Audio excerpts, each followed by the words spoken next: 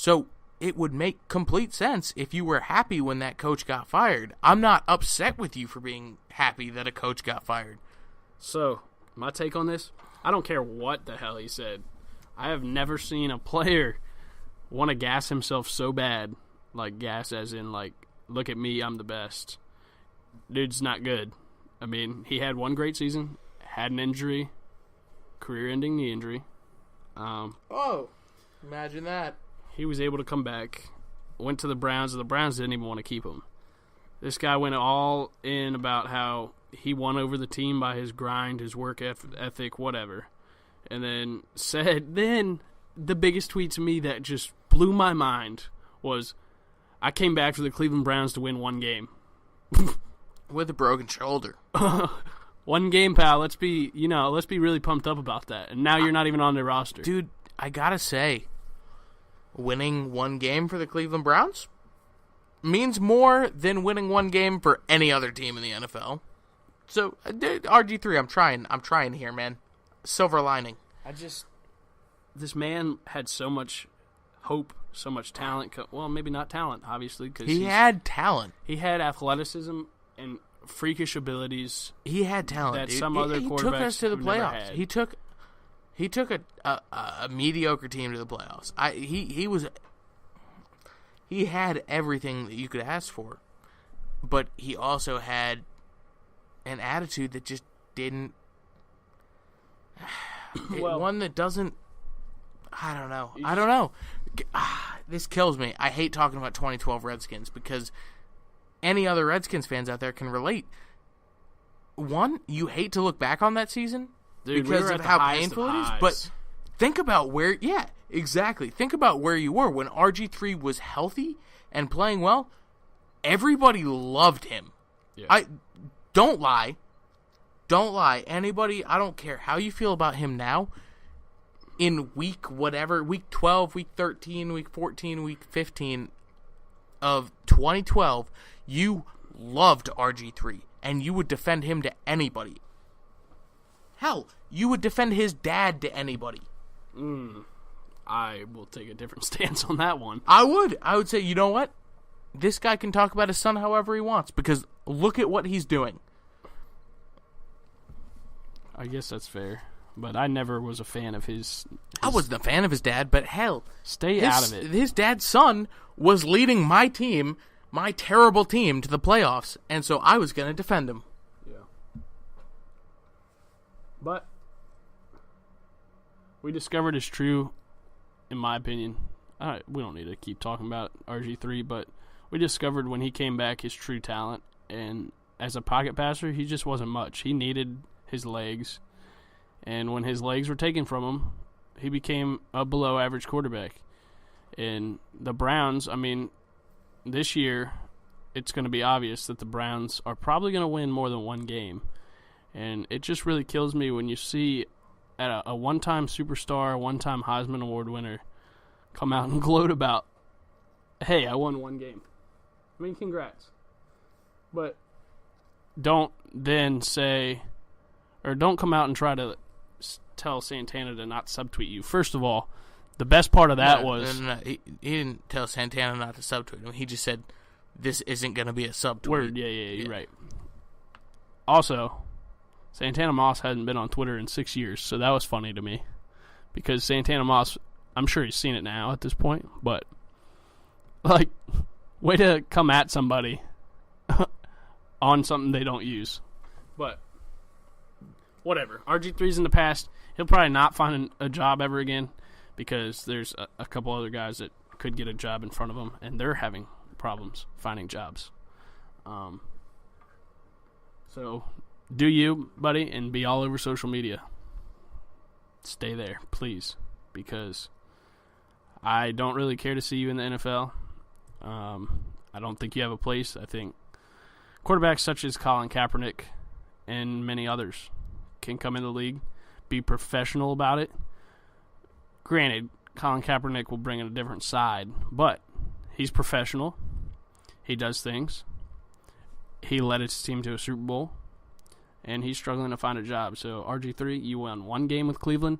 You signed a gigantic contract there after leading us to your first year as a Redskin to the playoffs. Came back, sucked, got hurt again. Came back, went to the Browns, got hurt again, and then supposedly came back with a broken shoulder and won one game. Good job, buddy. Anything else DC sports to talk about? Not a whole lot. The Caps are back on tonight, but it's another preseason game. Well, then we know what it's time for.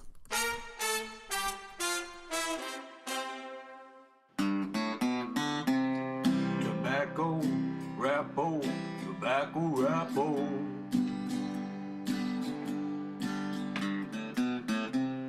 Tobacco, rappo, tobacco, rappo. Shout out to Chris Yansa.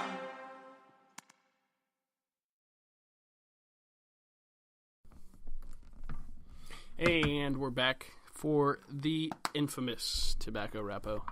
I am not sure what our rankings are today. We definitely forgot to come up with a ranking today. It's much easier when Nick just sends us one. Let's use Nick's from before I went MIA last week. The top 3 places to nap. Top 3 places to nap. Can I go first? Yeah. Number 3, the classroom. Fantastic. Yeah. Absolutely. There's something about that boring part of class. You get your arms crossed. You get your head just nuzzled in. No. You got to find that way of like propping your head up and making yourself look like you're just resting your eye, like blinking, where the teacher still thinks you're paying attention. I gotta be honest. I gave up on that at some point. I was just like, you know what? If my teacher doesn't want me to sleep in class, he wouldn't schedule class so early. Wait, what? You're talking about college classes? Yes, yeah. Not high school. High school, obviously, I was all in. It's fixed out. High school, you gotta master that. I never have slept in a college class. I mean, high school, I would go with the hand, like you're trying to look and cover up from the sun, like this, and you just put both elbows down on the desk. Yeah, the classroom. Number 1 with the textbook standing. No, that looks weird. That looks very strange. That looks like you're doing something. What are you doing? Reading your textbook while it's standing up? No, nobody reads their textbook like that. Have you ever seen The Grinch?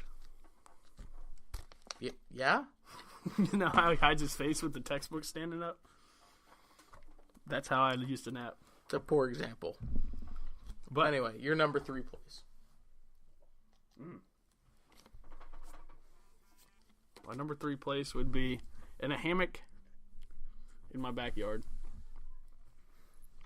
Very relatable. It's a nice little setting. It's tucked away in the woods. Mm-hmm. Now, this time of year, you're just getting eaten alive, but it's a good place. All right, my number 2. I'm gonna go with front passenger seat of a car. I'm gonna go with that. Actually, I'm gonna go with back seat.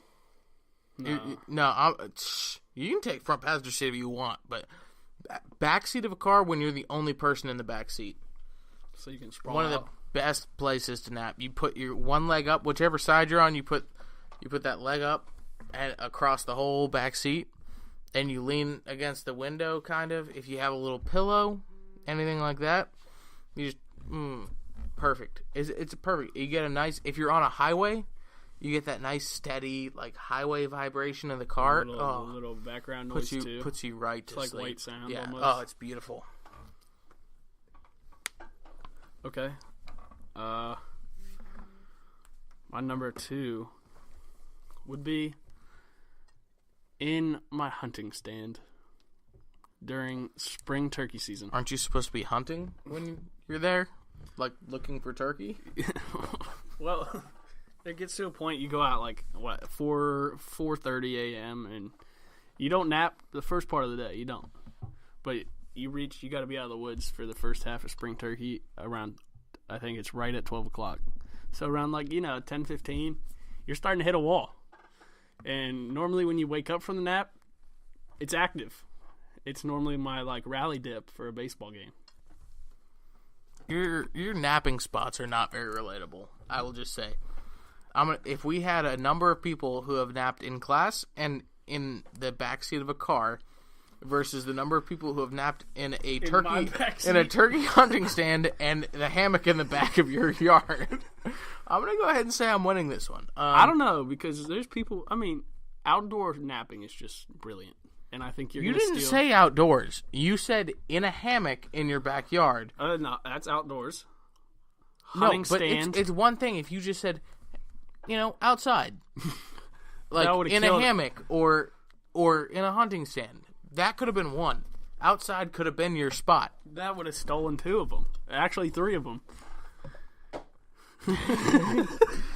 Sneak peek, Corey's number 1 is also outside. My number 1, it's going to be in your bed. Honorable mention for me. You get back from class in college. You get back from work. You're tired. You got 2 hours where you have no responsibilities. You get changed. You get into those comfy shorts, comfy sweats, whatever season it is, whatever clothing corresponds with that. You look at your bed and you say, man, I'm just going to lay down for a second. Next thing you know, 2 hours, you're nice and refreshed. Best place to nap, your bed. Okay. Number 1, I think many share this one. I know Nick shares this one because the beach. About it. The beach. Everybody. That's just like after a long day in the sun, you're tanning, you're in the water, you're doing activities that you just love to do. That's a great number 1. You knock out. Normally you wake up with 3rd-degree burns on your back, but, well, at least I do. One time I napped for so long on the beach that my lips started to blister and my face was swollen, and I couldn't go in the water the rest of my vacation because it hurt so bad. Honorable mentions? My basement. I think I've napped down here like 3 times. But, break room, when I used to work an early shift. The stall at a job. Any stall. My driver's seat. Sometimes late at night. That is not okay. That's in dangerous. A parking spot. In a parking lot. Like, sometimes late at night. Late at night. Yeah. Like after a fun night of drinking alcohol. Yeah, that's not napping. That's sobering up. Well, that's considered a nap to me. And sometimes early morning shifts, I'll take a nap in my car before I go in. Because I normally, on early morning shifts, I wake up like 2 hours before my shift because otherwise I won't wake up. And then I drive there, and then I sleep, and then I wake up. It's time. Husker do, Husker don't, Husker will, Husker won't. If I had one wish, it'd be that Corey didn't suck so much at this. Shout out to Pee Wee Herman. Amen. We can't do the perspective being nappers. We just did a ranking of best spots to nap. We're not going to do Husker do's and Husker don'ts of nappers. Perspective of, I don't know. What would you like to do? Pick up basketball players. Okay. You're just playing in a pickup game with some friends, probably some people that you don't know. Just a regular pickup game of basketball. Okay. Husker do's, Husker don'ts. Husker do. Talk a lot of shit, especially to the ones you don't know, because they don't know how talented you are. You can just get in their head, and then their game's done, and they will never show back up. You want the regulars to stay, and you don't want those strangers to stay. So talk a lot of shit. Husker do, just shoot 3-pointers nonstop. I don't care if you're a 3-point shooter or not. If you make one, everybody will think that you're a 3-point shooter. And honestly, it's a great way. A lot of people playing pickup basketball, they're not the best basketball players, obviously, because they're not playing in college or anywhere. They're just playing pickup basketball at your local court. It helps guard you from injury. Everybody who's driving